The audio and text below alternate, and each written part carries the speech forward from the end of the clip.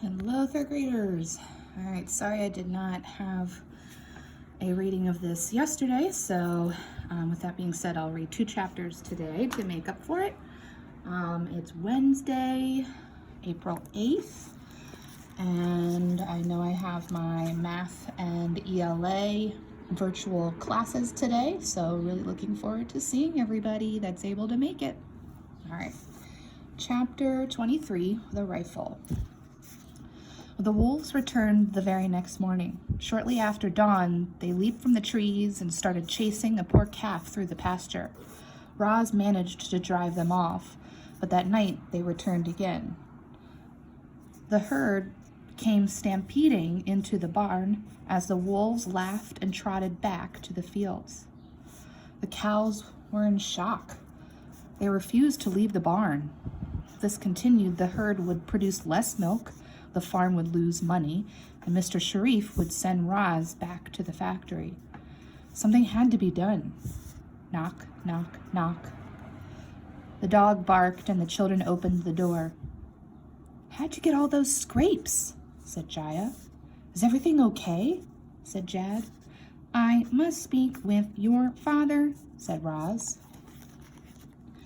Mr. Sharif came to the door and Roz explained the problem. At the first mention of wolves, he sent his children to their rooms, but the dog stayed. Oscar had no idea what the man and the robot were discussing, and his tail happily wagged as he stood beside them. However, his tail stopped wagging when Mr. Sharif handed Roz a rifle. The dog had seen the rifle in action, and it frightened him to his core. He scurried into the bushes and hid there, whimpering, while the conversation went on. "What do you mean you can't fire a rifle?" the man yelled. "Roz, you're a farmer now, and sometimes farmers have to kill animals." It was the first time Mr. Sharif had ever yelled at Roz. She waited patiently as words and spittle flew from his mouth. "My farm and my family are in danger. Roz, I order you to kill those wolves." "I cannot follow that order because I am not programmed to be violent." Mr. Sharif let out a heavy sigh. He knew Roz was right, but when he reached for the weapon, she wouldn't let go. The man stared at the robot. The robot stared at the dog.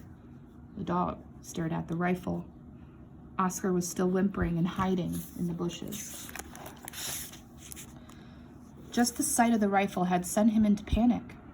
It was hard to believe that such a fearful animal was related to wolves.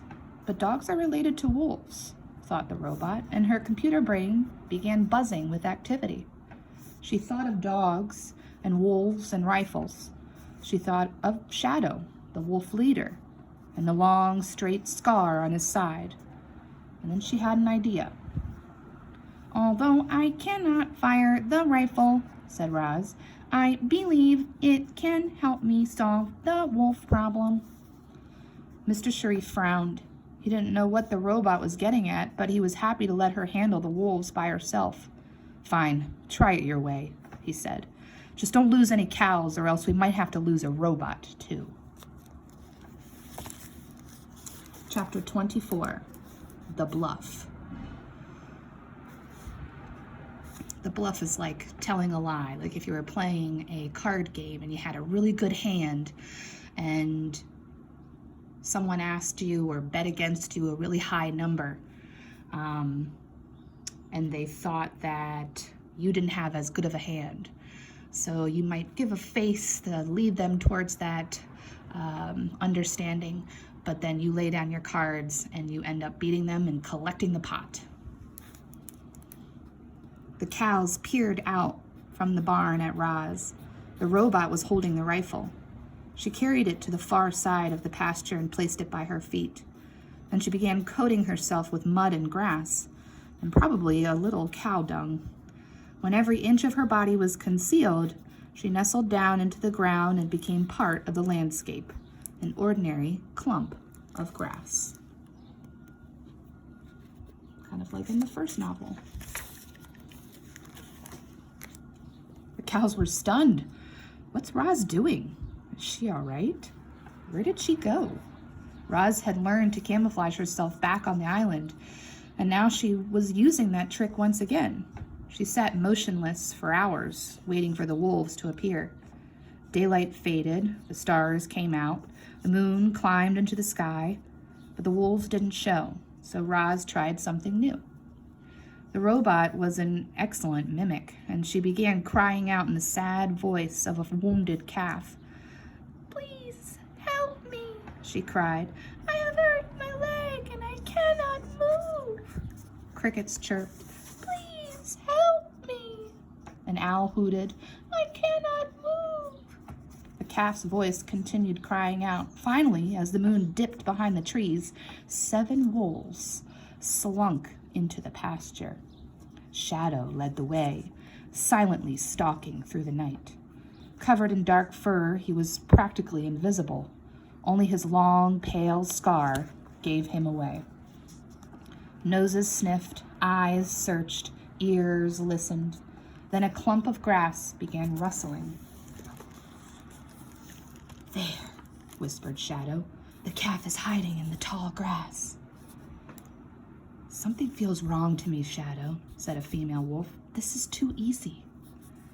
"I make the decisions, Barb," snapped the wolf leader. "Slash, lurk, fang, circle around and wait for my signal."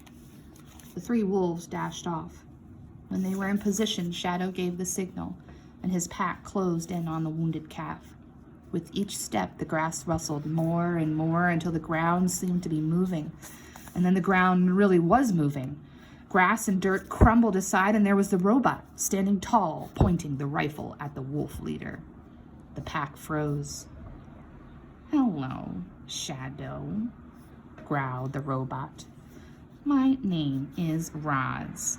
I see from your scar that you are familiar with rifles. You have been shot at before. You know what will happen if I pull this trigger." Reader, you and I are well aware that our robot was not programmed to be violent. Roz couldn't have pulled that trigger if she wanted to. But she didn't want to. She was bluffing. Of course, Shadow didn't know any of this. As far as the wolf knew, he was defeated. And so he did what wolves do when they're defeated. He lay down. He cowered before the robot. For the first time anyone would recall, the wolf leader looked weak. "I do not want to hurt any wolves," Roz continued.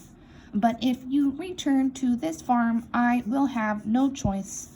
Now please leave and never come back."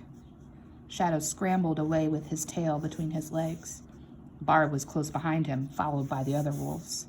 And soon the entire pack had disappeared into the night.